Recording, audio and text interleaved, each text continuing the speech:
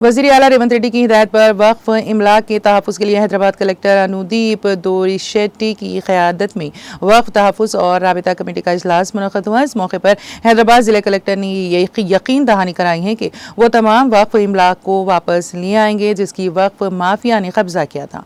Hyderabad collector ने कहा, वक्फ board में मुलाजिमीन की कमी से मुताल्लिक़ मसले को वज़ीर आला रेवंत रेड्डी के इल्म में लाएंगे और इसे हल किया जाएगा।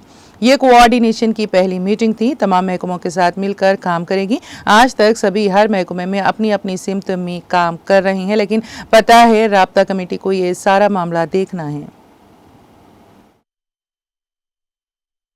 वक्फ प्रोटेक्शन कमेटी का मीटिंग, ये सारे डिस्ट्रिक्ट वक्फ कमेटी मेंबर्स के साथ और इंस्पेक्टर्स ऑफ वक्फ बोर्ड के साथ किए हैं। स्पेशली हम वक्फ लैंड्स प्रोटेक्शन के बारे में चर्चा की है।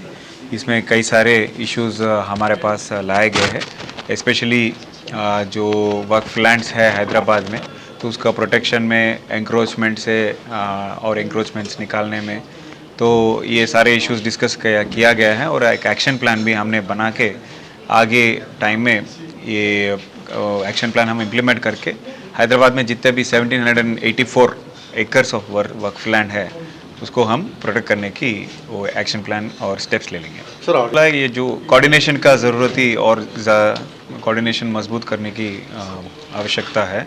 अभी जो है इंडिविजुअल साइलोस में काम हो रहा है, जो वक्फ बोर्ड का काम वक्फ अलग और रेवेन्यू ऑफिसर्स और जीएचएमसी और पुलिस अलग अलग जो काम कर रहे हैं, तो इसके हिसाब से इंक्रोचर्स से इसका एडवांटेज लेते हुए कई सारे इंक्रोचमेंट्स करने की उनको चांस मिल रहे हैं।